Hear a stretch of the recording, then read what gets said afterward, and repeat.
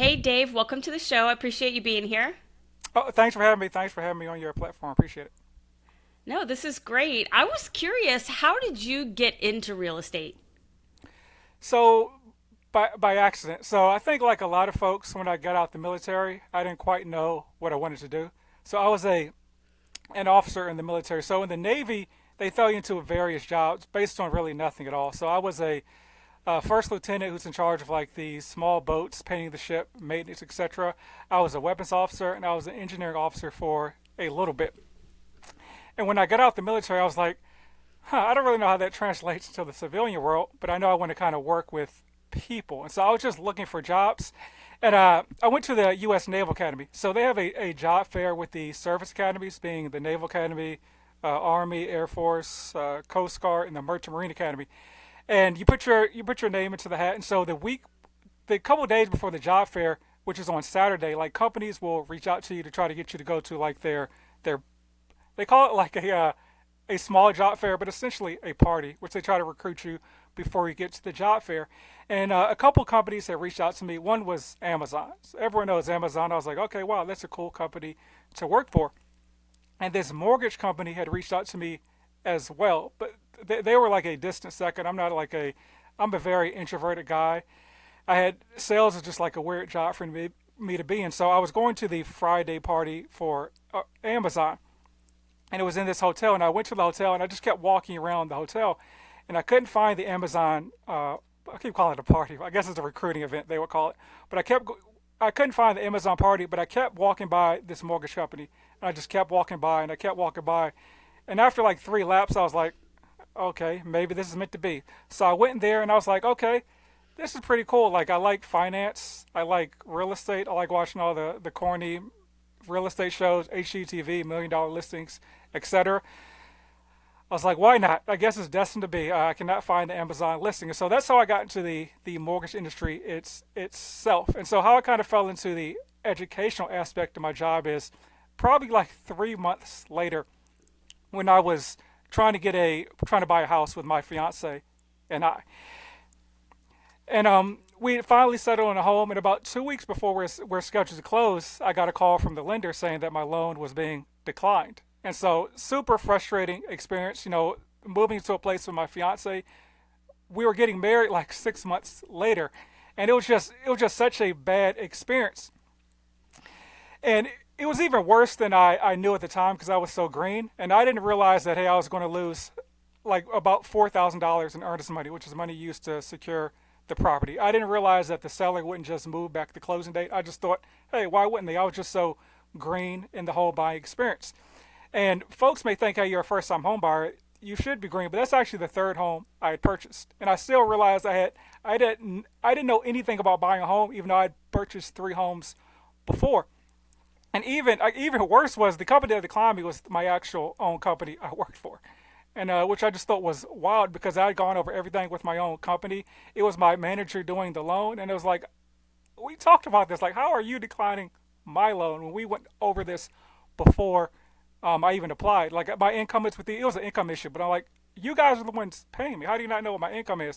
And I just at that point I was just like, wow, I truly am just a number. Like like if my own company is declining me and didn't do enough due diligence for somebody that worked for that company, I just realized I was truly a number. So I know at that point I was like, I never want this to happen to anybody that I'm working with, and I just kind of dove into the guidelines probably a lot.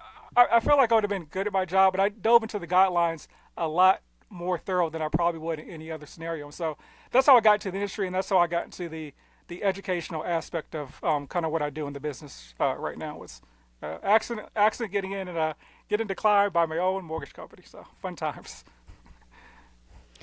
Yeah, some of the hardest lessons though you learn the most. Yeah.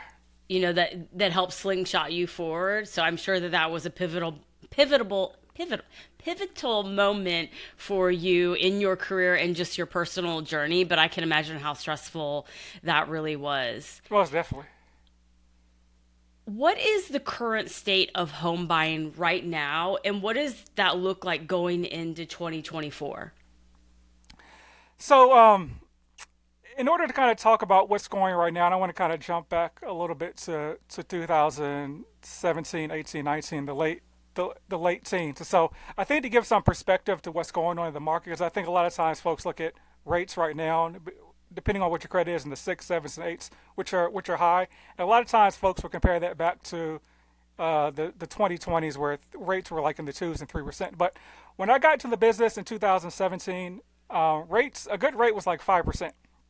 And the reason for that was because how banks set the rate is based on what the Federal Reserve does, and it was called like the benchmark rate. So back during that time frame, the cost to borrow money for the banks was at like somewhere between 2 and 2.5%. So that's why you see interest rates at around like 4, 5%. That was normal. Then once COVID hit, there was a lot of chaos going on in the economy.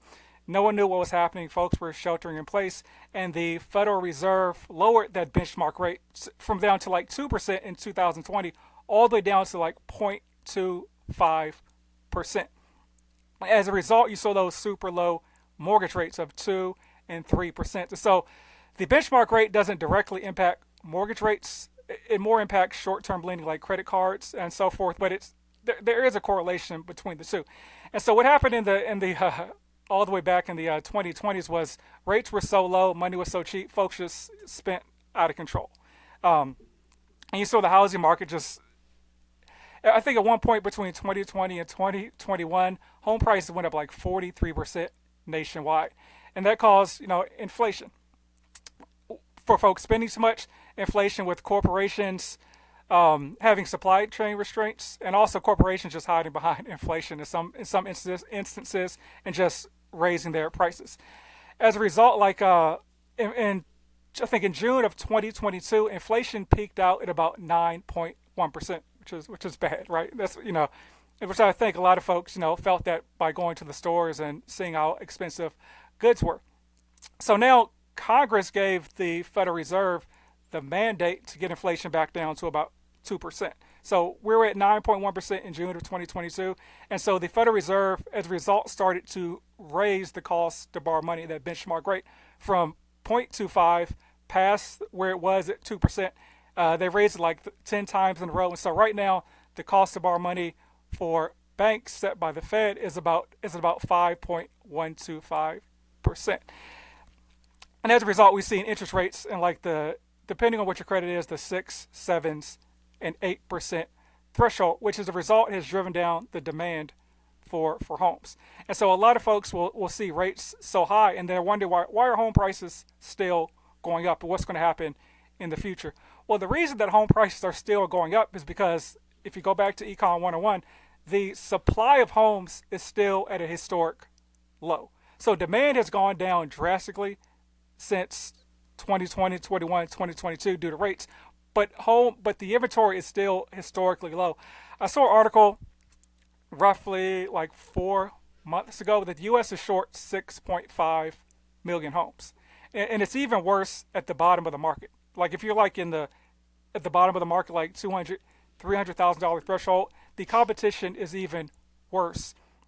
And so the supply is so low, the demand is low, but the supply is lower than the demand. So that's why home prices are still going up. And I think last month for July, I think the average home price is like $407,000, which is actually up 3.9% from the year before, despite rates being almost 2% higher. So now let's look at 2024, the outlook there.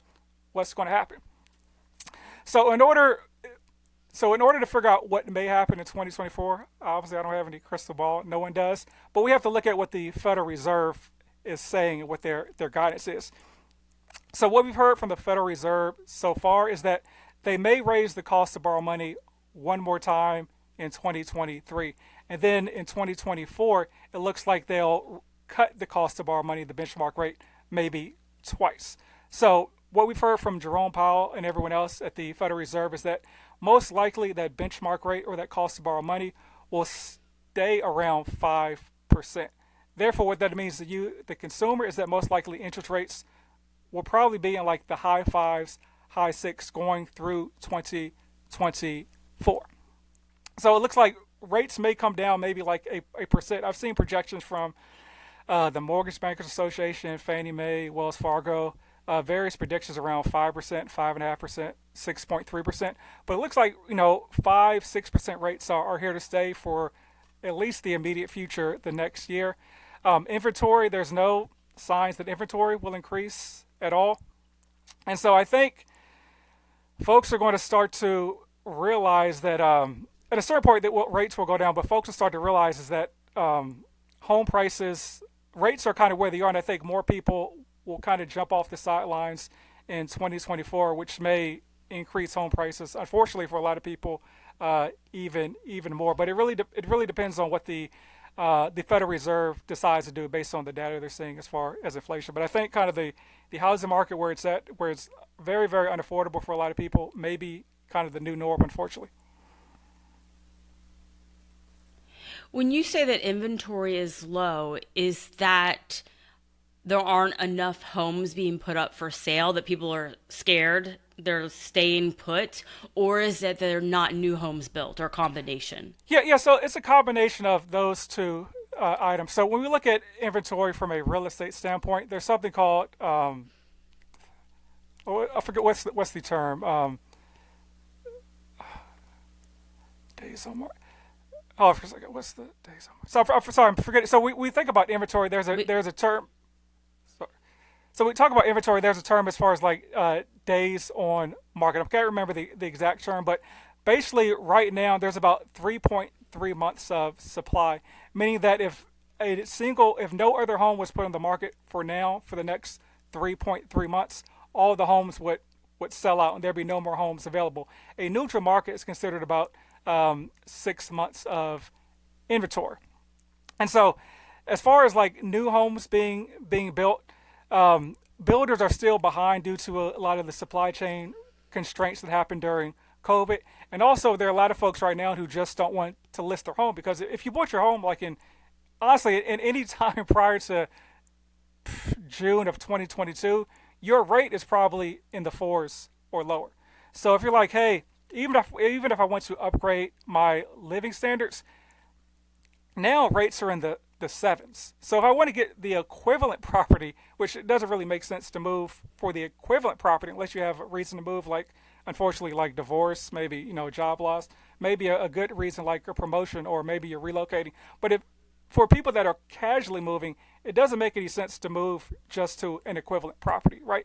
And so, but if you're moving to an equivalent property, your payment may jump up, depending on the price bracket you're in, like $500 to $1,000. So that doesn't really make any sense. And if you want to upgrade your living standards, like you're looking at a pretty hefty impact on your monthly payment. So there's a term called like golden handcuffs you may hear, which is a lot of folks are basically locked into where they're at because their payment is so low it doesn't make a lot of sense to move. So it's a combination of lack of inventory and a combination of folks that don't want to move out of the good situation they're in right now as far as their monthly payment.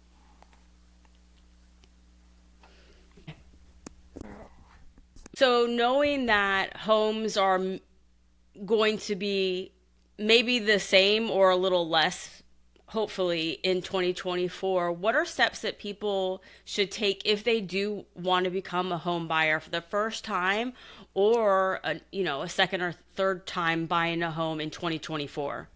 Yeah, so that's a good question. So no matter what the market is, I recommend, whether it's a seller's market, buyer's market, neutral market, I recommend like 8 steps for home buyers to take. And so I say step one is always, it sounds corny, but I say it's believe you can buy a home, right? If you miss 100% of the shots you don't take. So if you truly believe that for whatever reason you won't be in a position to buy a home, you 100% would not buy a home. So that's step one.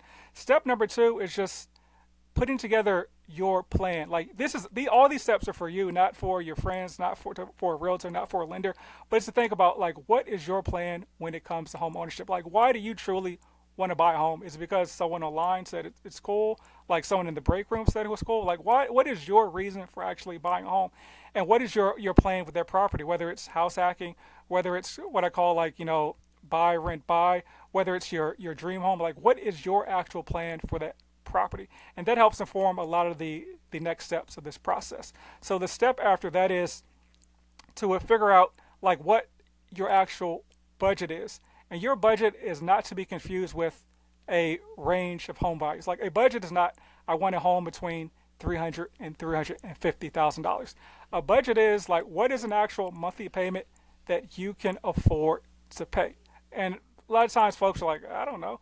And so I say start with your rent. Like if you're paying $2,000 a month for rent, I'll ask you, hey, is that a comfortable number for you to pay? And if the answer is yes, you work backwards from that $2,000 number and figure out how that equates to as far as a home price.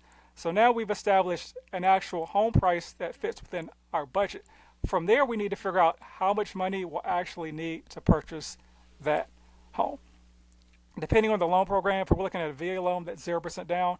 If we're looking at, let's say, a conventional loan, that's 3% down, and plus your closing costs. Closing costs are the hardest part to figure out.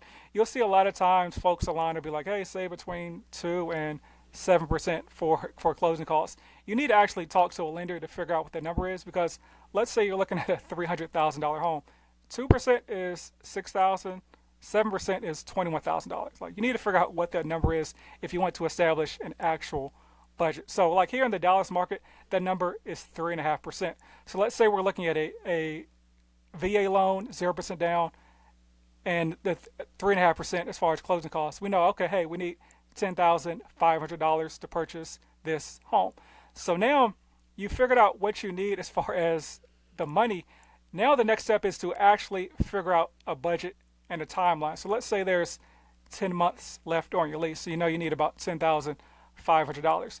You need to say, okay, can I realistically, and you'll do the actual math on this, but you'll say, hey, can I realistically save $1,000 a month? And because on your budget, you'll figure out what you earn after taxes. You know, you need to put on what your rent is, what your car payment is, your insurance, actual numbers into this budget. And you'll see, hey, when it's all said and done, maybe I can only save $500. Maybe I can only save $800 a month. So now you know, okay, I need to either get another job, maybe pick up a side hustle. Maybe I need to look at a lower income bracket. Maybe I need to explore down payment assistance. Maybe I need to explore a gift from a family member. But that helps establish like how much money you'll actually need with an actual game plan you can execute over the time that you have set up there. Then the next step I always say is just you figured out the numbers part. So step 6 is just kind of like woosah. You want to step back and say, okay, I've crunched my numbers, but am I really ready to buy a home? Like, am I really financially stable? I'm in the Dallas market. Do I want to be in Dallas? Am I in a position where I can live in this location for the next 3 to 5 years? Have I talked to my significant other about this plan? Like maybe she's from LA and she wants to move back to LA in the next 6 months. Like that really won't work for buying a home here in Dallas. So that's step 6 of the process. Now step 7, you want to actually go and talk to a lender because you formulated this plan on your own. Now you want to confirm everything you've talked about with a lender and make sure you're actually you can get pre-approved or pre-qualified for the loan. A lot of times folks are scared to get their credit pulled by a lender. Getting your credit pulled is not a big deal. It's like there's 850 points in your FICO score. A inquiry or a credit pull is like 2 to 4 points. It's not a big deal at all.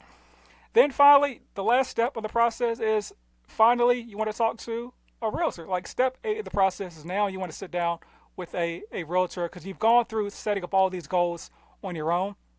You kind of know what you want to do in your mind, and now you want to go to a realtor who's kind of the expert in going out there and helping you execute on the goals you've established as far as the plan. So those are the steps I lay out to folks no matter like what the market is. I think that's a good way to go through the home buying process. What are, let's say, the top 2 mistakes that you see people make when it comes to buying a home? So the number one mistake I see folks make is actually one of the steps I gave, which is not understanding a budget or not having any sort of budget at all. Because maybe like 8 out of 10 people who I talk to when it comes to buying a home, they'll be like, hey, I want to, this is back when I used to be a lender. They'd be like, hey, I want to qualify for a $350,000 home. And I'd be like, okay, great. I'll go through the qualification process to see if they qualify. And then once I do the pre-approval, I'll just kind of ask like, hey, what do you think the monthly payment is on that property? And everyone drastically underestimates what the monthly payment is, or they just have no clue at all. And what happens in that scenario is So what you can afford and what you can qualify are two different numbers. And so folks will end up talking themselves into a number they can't necessarily afford but qualify for, because once you say, hey, I want to buy a $350,000 home, what you do is you go on Zillow or Realtor.com and you start looking at the homes and you're like, okay, I can get a pool in this price range. I like the schools. I like the stuff around this neighborhood. And you fall in love with the neighborhoods that have $350,000 homes. And then once you find out the payment may be $600 above your budget, you're just like, I can make it work. I can cut back on this and that. And then folks end up being house poor because they don't factor in that, okay, this is $600 above your budget, but also you're not factoring in all the expenses that you have to pay outside of the mortgage. So where it's only air quotes $600 above your budget, after the other expenses like maintenance and so forth, maybe you're like $800, $900 above your budget, and then you're kind of house poor in that scenario. I'd say the other mistake I see folks make is, and these are folks that typically may have credit challenges, is going through, and I'm not anti credit repair at all. I mean, I look at credit repair like I look at like Uber. Like I could drive myself somewhere, but I'm gonna let somebody else do it for me, or Uber Eats or something like that. Which is, you're hiring somebody that has a skill set that you may not possess or want to learn how to possess, and it can save you time. But I see a lot of times is folks don't understand like the basics of credit repair and stuff they can simply do on their own. Like I'll tell you this: the very first step most credit repair people are going to do is something that you can do 100% on your own, which is going to a place like annualcreditreport.com and just pulling down your credit report and looking at it and seeing, making sure the information is accurate. Um, I'll give an example. Like, so I pulled my credit report like 2 years ago from annualcreditreport.com. My credit report had 10 different names on it. Obviously, I'm not like Jason Bourne or anything. I should have one name. It should have one address, or the only addresses from the last 2 years, and it just had a bunch of misinformation on the credit report. And so, like the first month, any credit repair person is going to do is they're going to ask you, "Hey, can you present to me a license, like a W-2 or something to verify your address?" And all the stuff that you could just simply do yourself. And they're going to clean all the misinformation off your credit report in order to maybe get some of the accounts associated with that information off your credit report. And so stuff like that you can do yourselves. I see a lot of stuff like, there's a big deal made in the credit repair industry when it comes to like inquiries and mortgage inquiries. I can tell you, as somebody that's been in the mortgage business, real estate for 7 years, between being a lender, an underwriter, and now a realtor, I'm not seeing a single human being ever denied a mortgage because they've had too many inquiries on their credit profile. That is not a thing at all. A lot of times, credit repair people make it out to be a big deal because they're easy to remove. And honestly, if you want to be unethical, you can just lie and get inquiries removed from your credit report if you want to. And so a lot of times they'll do things like that in order to make it look like they're doing stuff with your credit, and a lot of chicanery. I could go deep into credit repair and a lot of the nonsense I see, but yeah, just like I said, I'm not anti credit repair, but just there's a lot of stuff you could just do on your own before you go out and shell out $199 a month or something like that when it comes to fixing your own credit. I completely agree, especially service members and their spouses have access to financial counselors on military installations that can do that for free. So Yeah. there's no need to pay somebody when you have that service actually available to for free. And I agree, even if you didn't want to go on installation, most of those things you can handle yourself. Yeah. And if your credit's already in trouble, every penny counts to keep that money for yourself to help get out of debt or make the down payment or things like that, instead of giving it away to somebody else. Yeah, one more thing. A lot of times with credit repairs, like someone can like clean your credit and improve your score, but like if you don't change the habits that got you the bad credit in the first place, like what have you actually done? So yeah. What is your advice for people that have bad credit, though, knowing that going into it? Should they save up? Should they talk to a free financial counselor on installation and get stuff squared away before they're trying to buy a house? Or So my recommendation is for anybody go to annualcreditreport.com and pull a copy of your credit report. Or you can go to a site called IDIQ. It's a lot more user friendly. And you can pay for like a $1 1 week trial. Please remember to cancel the 1 week trial before you get charged like $39.99 a month. And it'll pull down a copy of all three credit bureaus. IDIQ is a lot more user friendly. And what you need to do is grab 3 pens. Grab a red pen, a yellow pen, and a blue pen. And go through every item, every negative item on your credit report, and you need to identify one is your fault, like, hey, I didn't meet my financial obligation, and that's why there's a collection, a late payment, or etc., and mark that in red.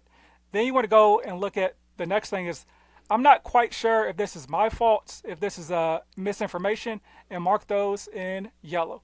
And then the last thing you want to go through and look at all the items and mark in blue the ones that are just errors. Like maybe there was legit identity theft, maybe there's just misinformation or something you have no clue what this is on that paper. And so now you want to look at this piece of paper. If there's a bunch of red, meaning that, hey, this was my fault, I did not meet my financial obligations, that means your poor credit score is most likely that's on you. So you need to worry about fixing the habits that maybe, why were you late on a car payment? Why did this go to collection? Was it because you fell into financial hardship? Well, has anything actually changed since that hardship occurred? Was it maybe there was maybe you lost your job and now you have a better job or something like that? So you need to go through the credit report. I recommend for everybody, whether you want to go with a professional or do it yourself, is go through that self analyzation part of your credit report and figure out like why your score is potentially bad. Because here's the thing about your credit report is a FICO score 850 points, right? You have 300 points just for having a credit profile for 6 months. So we're talking about the amount of credit of your credit profile you can actually manipulate. We're talking about 550 points. So this is how your credit score is broken down. Paying your bills on time is 35% of your credit score. That comes out to 192.5 points. Your utilization, meaning like are your cards maxed out or not, that's 30%. That is 165 points. Length of credit history, how long you've had those cards, is 15%. That is 82.5 points. And then new credit inquiries is 55 points. And what's the last part of it? It's credit mix. So like installment accounts versus revolving accounts, meaning like credit cards versus like installment loans like a mortgage or car payment. That's 55 points. And if you've noticed, 300 are free, 192.5 is paying your bills on time, and 165 is credit utilization. That'll get you to around 650 points, just those three items.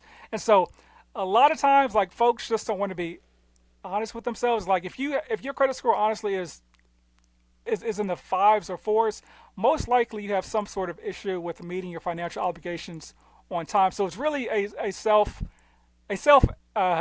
you need to do some self-analysis to figure out why your score may be a little bit below par. In my opinion, is the first step folks should take when it comes to tackling potential credit issues. Yeah, I think some self-reflection goes a long way. See if you're willing to make that commitment, because it is a huge commitment to buy a house. There's a lot of mistakes that you've been making. You got to rectify those before you get caught up in another relationship with a large bill. I want to ask you, what's your advice for active duty service members buying a home while they're on active duty? Should they be buying homes, or should they wait till they separate or retire? And if they're getting them on active duty, what are some tips to handle being a homeowner during so much transition?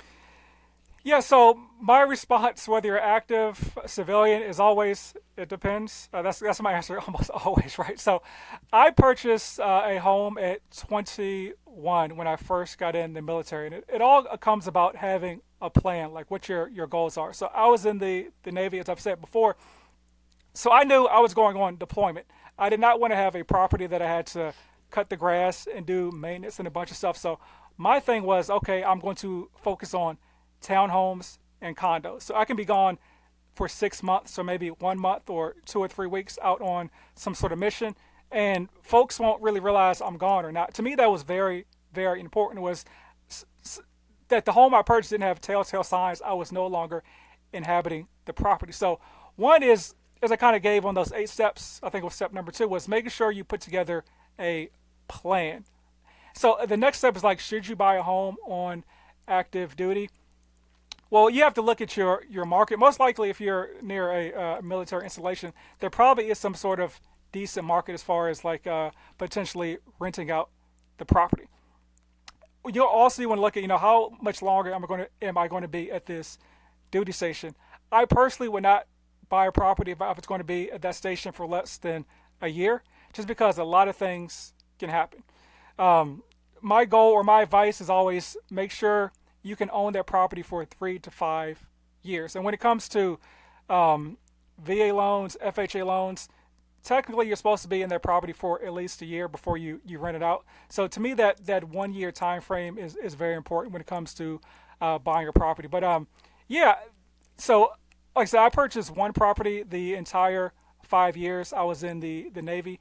And what I did was I just house hacked that property. And it got me off to a great financial start in life because I lived in the property. I think my mortgage back then was about $1,400. My roommate was paying $900 of the mortgage, so I was paying $500 a month towards my living expense, and I think my housing allowance was like $1,500. So I was basically pocketing almost $1,000 because I made the decision to house hack that property. But yeah, I would recommend buying a property, but also make sure it aligns with whatever your long term goals and what you can afford to do in that location and with that property.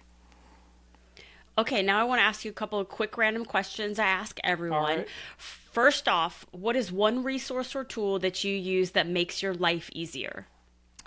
So as far as me, I'm kind of like a nerd when it comes to like numbers and data. Like I like to actually, so like I'll see like an article like on Google or Yahoo or something like that, and I'll read the article, but I always like to like dive into the numbers and the data associated with that article because no matter how balanced the author tries to be, they're looking at stuff from their through their lens, and also it's hard to fit every single fact you can into like a 3 4 minute article because they're not going to be super long because folks don't have attention spans nowadays. So there's a website. There are two websites I go to in order just to get raw data to me for me to learn better about the housing market. One is called Fred St. Louis, which stands for uh, Fred St. Louis Federal Reserve Educational Department of St. Louis, and they put out raw information just on the housing market. So if you're wondering, hey, I'm in Dallas, what is the what is the average home price in Dallas per month for the last 5 years? You can go to that website and put in that information, and it'll pop up.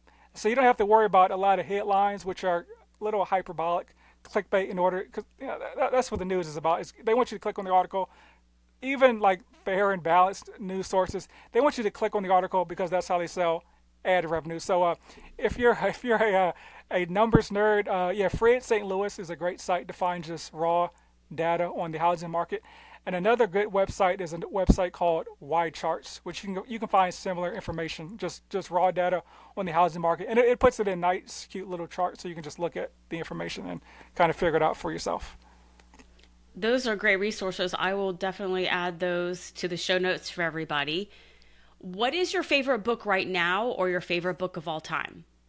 All right, so I have a favorite book, and I have a book that has a special place in my heart. So one of my favorite books is I don't read a lot of books, but I read this a while back. Was this book called Guns, Germs, and Steel, and it basically covers how certain groups of people conquered other groups of people based on like location, based on the environment, natural barriers, and resources that those communities had. It's a very very interesting book.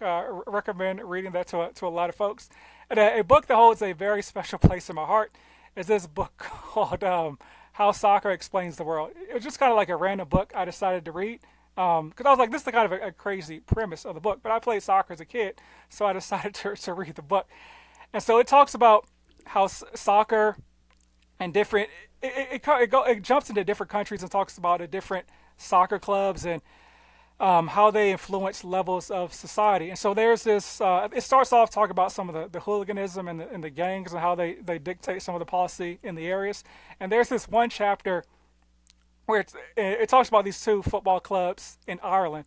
One is the Celtics and the Rangers, and this is like the chapter about religion. I think one side is like Catholics and Protestants. I want to say, but so I just happened to be in Ireland, and I think I'd read the book like a year before, and I went to this like convenience store, not really thinking much, and I saw they had a bunch of Celtics gear, and I was like, oh, that's cool. Oh, I was like, where do I know the Celtics from?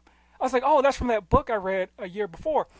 And so I was looking around. I grabbed a magazine, and I was like, wow, it would be cool if I got some Celtics stuff from here, and I got some stuff from the Rangers football club. So I asked the guy at the counter. I was like, hey, do you guys got any Ranger stuff? And he looked at me with like the dirtiest look like ever, because these teams are like blood, right? It's kind of like the for lack of a better term, like the Bloods and the Crips. It's kind of like you walk into like a barbershop or like a Crip neighborhood and be like, hey, you got any red bandanas or something like that? And like he gave me like the worst look. And luckily, like I think he wanted to fight me for real. And so like luckily there was another guy in the store, and I could tell he was just like, hey, this is dumb American. He doesn't know what he's asking. And so he was just like, hey, he kind of put the hand to the guy at the counter and was like, hey, just get out of here. And so yeah, that has a special place in my heart, because I almost got beat up because because I was just so dumb. I was like, I remember in the book those teams hated each other, but I just go into a store and I'm asking the guy about the rival teams gear, not really thinking much about it. So yeah. So that book was not fiction. It was a true story about how serious they take their clubs. Yeah. I could see that. Yes. Well, I'll be sure to link to both of those in the show notes for everybody. Now it is time for my favorite part of the podcast, which is game time. All right. Today, in honor of your visit, we are going to be playing Tool Talk. So I'm going to give you a description of 5 tools that every homeowner has, and you have to tell me the name of that tool. Okay. If you get 3 out of the 5 correct, you get bragging rights that you won game time on the show. All right, let's get it. Okay, first one. A handheld tool used to tighten or loosen screws. It has a narrow, flat, or cross-shaped head. What is the name of the tool? Screwdriver, is that? Yep, okay. that is correct. All right. Off to a good You're start. like, it sounds too easy. You are correct, Dave. All right, number 2. A tool with a flat striking surface on one side and a claw for pulling nails on the other. Okay, It's used for driving nails or removing them. It's a hammer. I'm 2 for 2. All right, off to a good start. Okay. All right. Number 3, a tool used to grip and turn nuts, bolts, and other fasteners. It comes in various types, including adjustable and socket. Are we looking at a wrench? That is correct. All right. Number 4, a flexible ruler used to measure distances. It typically has both metric and imperial units marked on it. Tape measure. Is that where? Okay. That's correct. I hurt my finger on one of those before. All right. Yes. You what? Hurt my finger. You let it go too far away and it busts your finger. I know. I'm a little skittish of him. It's kind of like the Jack in the Box in Elf, like how he's just like turning and like he's waiting for it to snap. All right, number 5. Handheld tools with jaws for gripping, bending, and cutting. They come in various types, including needle nose, slip joint, and wire cutting. Oh man. Okay. You got to finish strong, Dave. You got to finish strong. Can I phone a friend? It was. Oh man. I can read it again. I'll buy you some time. Okay, let's do that. Handheld tools with jaws for gripping, bending, and cutting. They come in various types, including needle nose, slip joint, and wire cutting. All right. I phoned a friend. My friend said pliers. Is that? That's okay? correct. There we go. All right. Yes, All right. You got them all right. So you get bragging rights that you won game time, which is a really big deal. I'll put it on the wall behind me. Send me a certificate or something. I'll hang it up. So. I will. Well, thank you so much for playing the game, Dave, and for being on the show. Can you tell everybody listening where they can learn more about you and what you're up to? All right. So if you want to check me out, I have a podcast called House Rich, the First Time Home Buyer Show. So if you're interested, like in those 8 steps that I gave you, I have like a very in-depth episode. I would say go to episode 108 that goes over that. If you're interested in VA loans, episode 119 covers VA loans. So you can check me out on any podcast platform. If you want to check me out on social media, House Rich Dave on all platforms. I'm here in the Dallas market as well, so you can email me at hello@houserichshow.com if you want to connect with me and do a one-on-one or whatever. All that's free of cost. Pretty much everything I have is free. So yeah, check me out on one of those platforms. Wonderful. I'll be sure to link to all of that, Dave. Thank you. I appreciate you being on the show. I appreciate your time. Thank you.